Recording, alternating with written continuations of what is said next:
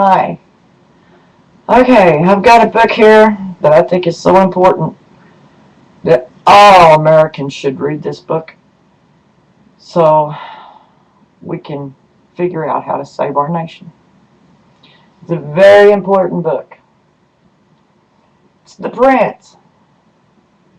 It's Machiavelli. Niccola Machiavelli. And it's translated and with an introduction by Harvey C. Mansfield. And a little bit of the introduction. Anyone who picks up Machiavelli's The Prince holds in his hands the most famous book on politics ever written. Its closest rival might be Plato's Republic, but that book discusses politics in the context of things above politics, and politics turns out to have a limited and subordinate place. In The Prince, Machiavelli also discusses politics in relation to things outside politics, as we shall see. But his conclusion is very different. Politics, according to him, is not limited by things above it, and things normally taken to be outside politics, the givens, in any political situation, turns out to be much more under the control of politics than politicians, peoples, and philosophers have hitherto assumed. Machiavelli's The Prince, then, is the most famous book on politics, when politics is thought to be carried on for its own sake, unlimited by anything above it. The renown of The Prince is precisely to have been the first and the best book to argue that politics has and should have its own rules, and should not accept rules of any kind or from any source where the object is not to win or prevail over others. The Prince is briefer and pithier than Machiavelli's other major work. Discourses on Livy for The Prince is addressed to Lorenzo de Medici, a prince like the busy executive of our day who has little time for reading. So The Prince, with its political advice to an active politician that politics should not be limited by anything not political, is by far more famous than the discourses on Livy. We cannot, however, argue that The Prince is the most famous book on politics without immediately correcting this to say that it is the most infamous. It is famous for its infamy, for recommending the kind of politics that ever since has been called Machiavellian. The essence of this politics is that you can get away with murder, that no divine sanction or degradation of soul or twinge of conscience will come to punish you. If you succeed, you will not even have to face the infamy of murder, because when men acquire who can acquire, they will be praised or not blamed. Chapter 3. Those criminals who are infamous have merely been on the losing side.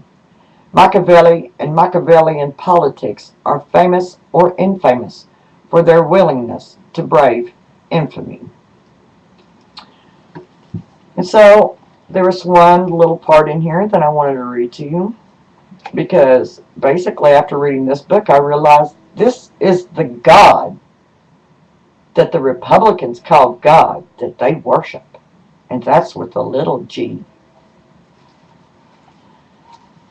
Okay, the name of this one is In What Mode Faith Should Be Kept by Princes.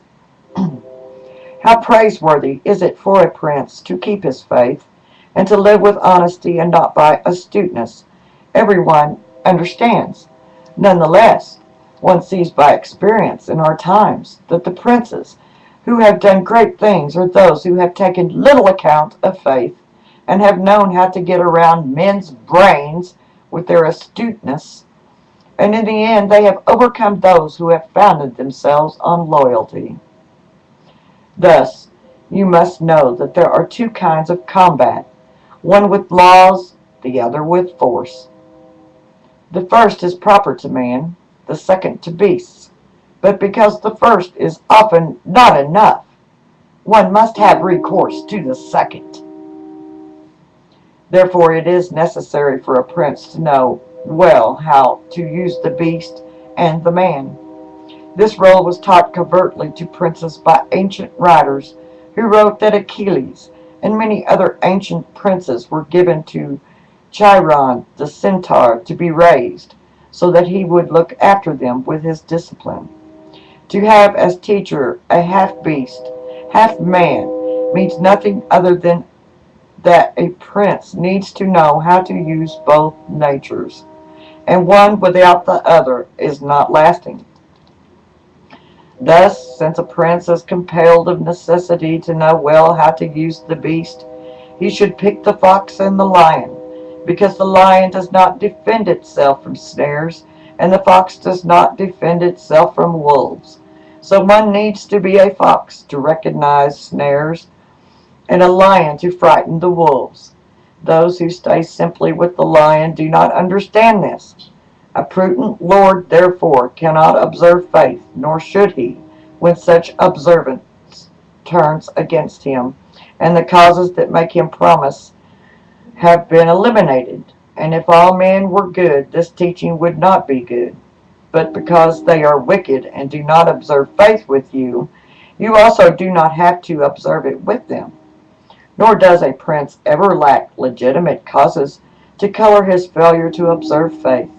One could give infinite modern examples of this and show how many peace treaties and promises have been rendered invalid and vain through the infidelity of princes, and the one who has known best how to use the fox has come out at best.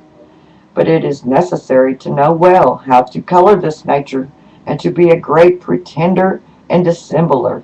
And men are so simple and so obedient to present necessities that he who deceives will always find someone who will let himself be deceived. I do not want to be silent about one of the recent examples. Alexander VI never did anything, nor ever thought of anything, but how to deceive men, and he always found a subject to whom he could do it. And there never was a man with greater efficacy in asserting a thing, and in affirming it with greater oaths, who observed it less. Nonetheless, his deceit succeeded at his will, because he well knew this aspect of the world. Thus, it is not necessary for a prince to have all the above-mentioned qualities, in fact, but it is indeed necessary to appear to have them.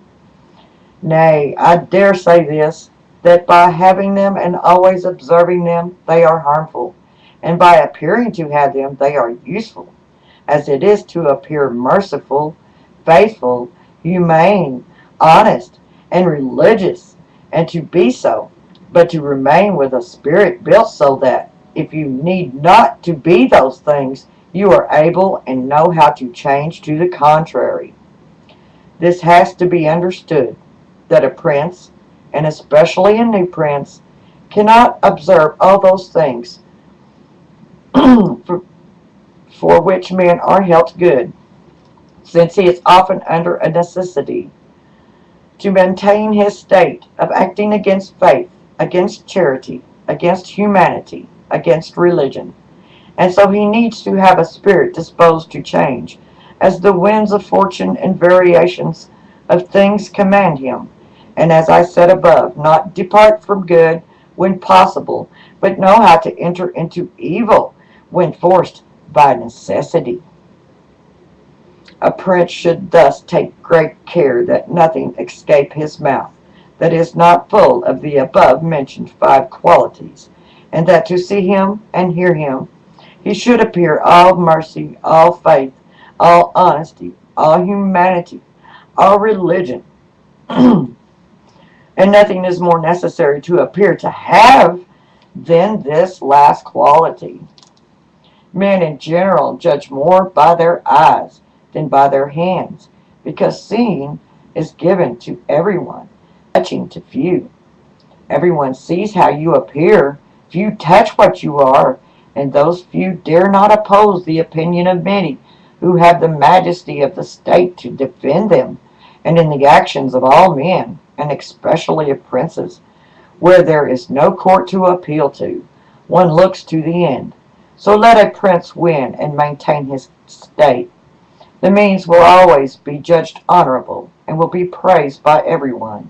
For the vulgar are taken in by the appearance and the outcome of a thing, and in the world where there is no one but the vulgar, the few have a place there, when the many have somewhere to lean on. A certain prince of present times, whom it is not well to name, never preaches anything but peace and faith, and is very hostile to both. If he had observed both, he would have had either his reputation or his state taken from him many times. And that's when I knew directly that these were the Republicans. And this is their God that they are worshiping.